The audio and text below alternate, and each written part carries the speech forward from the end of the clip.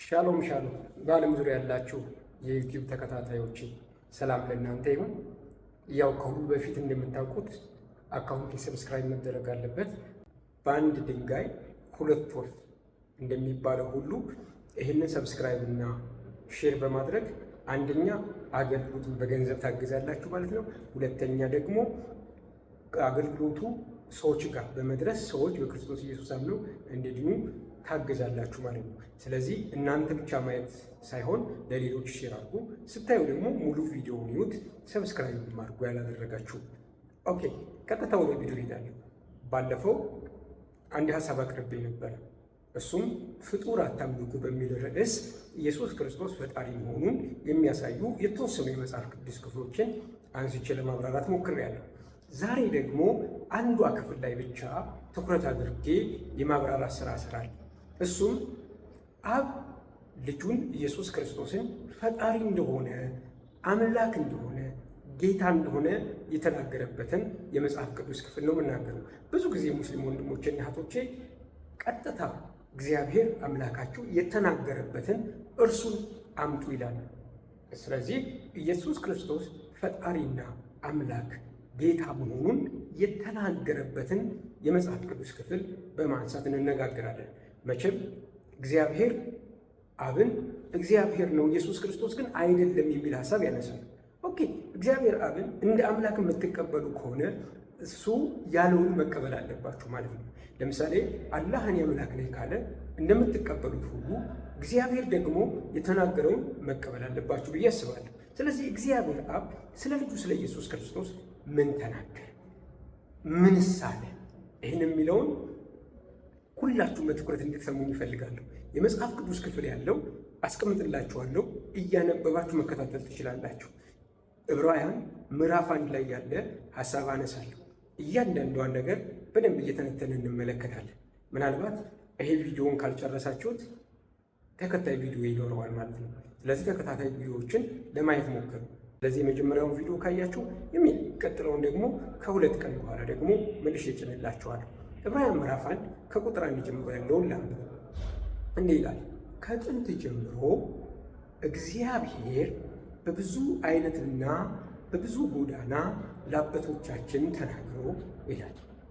የሚለው ቃል የቆየ ረጅም ዘመን ያስቆጠረ ያለፈ ጊዜን የሚያሳይ ሲሆን ይሄ ጊዜ መቼ እንደሆነ ለማወቅ ከፈለጋችሁ እግዚአብሔር በብዙ አይነትና በብዙ ጎዳና ለአባቶቻችን ተናግሮ ይላል።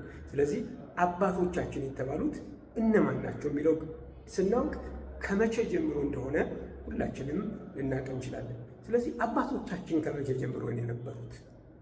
ስለዚህ ከአዳም ጀምሮ እስካሁን ያለው ድረስ ያለፉ ሰዎች አባቶቻችን ተብሎ ይጠራሉ። ሴቶችንም ወንዶችንም የሚያካትት ነው። አባቶቻችን የሚለው ትውልድን ለማሳየት የተነገረ ቃል ነው። ስለዚህ ከጥንት ጀምሮ ለአባቶቻችን በማን በኩል?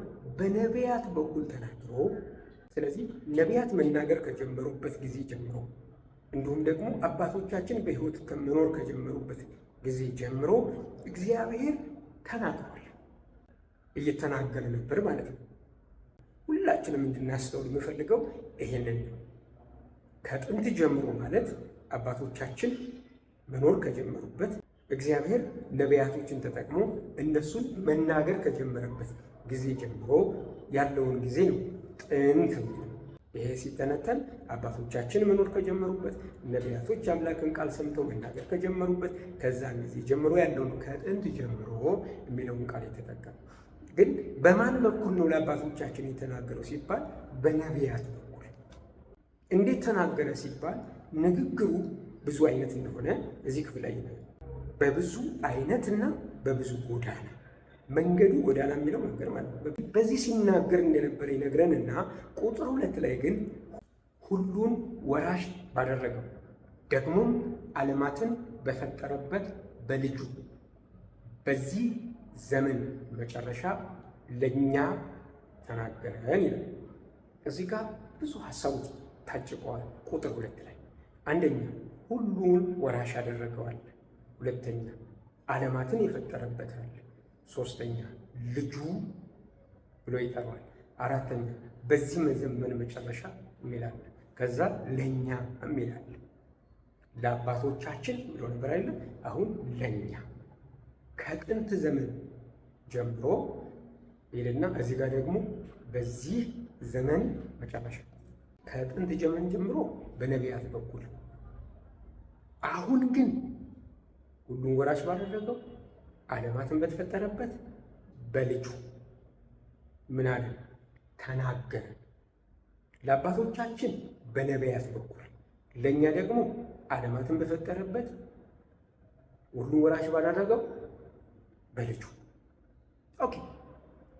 ስለዚህ ከጥንት ጀምሮ በዚህ ዘመን መጨረሻ ድረስ በነቢያት በኩል ነው ለአባቶቻችን የተናገረው ይላል። አሁን ግን ለእኛ ሁሉን ወራሽ ባደረገው ዓለማትን በፈጠረበት በልጁ ተናገረን ይላል።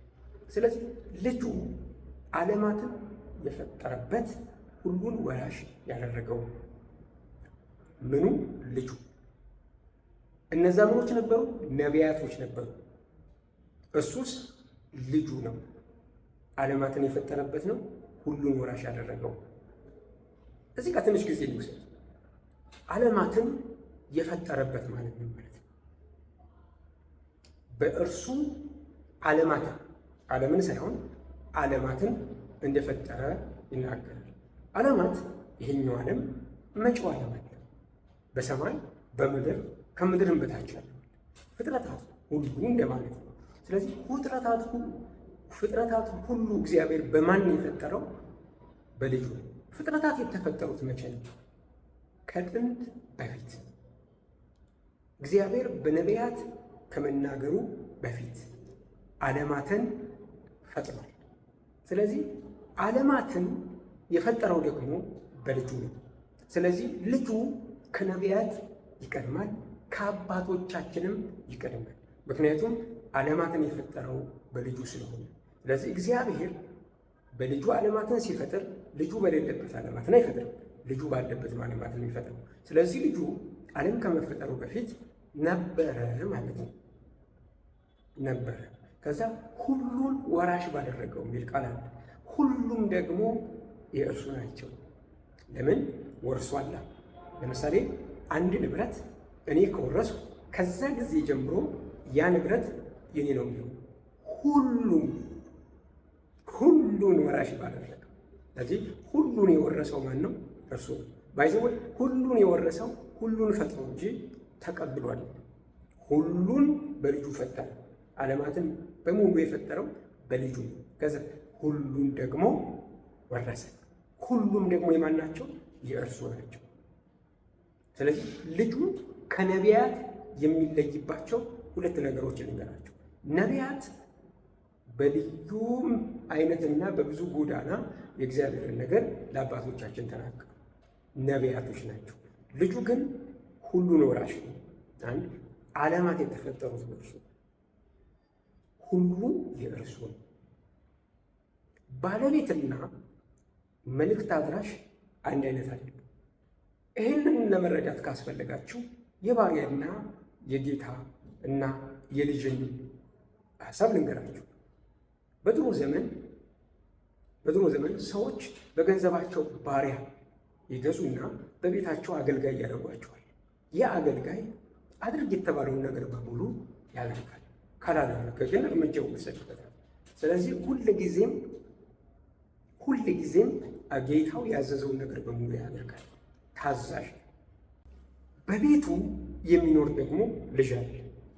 ልጁ ለአባቱ ታዛዥ ቢሆንም ግን ባሪያ አይደለም። ከባርነት የሚለይባቸው ብዙ ምክንያቶች አሉ። አንደኛው ከአባቱ የተገኘ የአባቱ ዘር ያለበት እንደ አባቱ ለዛ ባሪያ ጌታ የሆነ ነው። ሁለተኛው የአባቱ ንብረት በሙሉ የእርሱ ንብረት ነው። በዛ ንብረት ላይ ብቸኛ ወራሽና ብቸኛ ባለቤት እርሱና አባቱ ናቸው። ያንን ባሪያ ሊያዘው ቢሞክር አባቱን እንደሚታዘዝ ሁሉ ደግሞ ልጁን ይታዘዛል።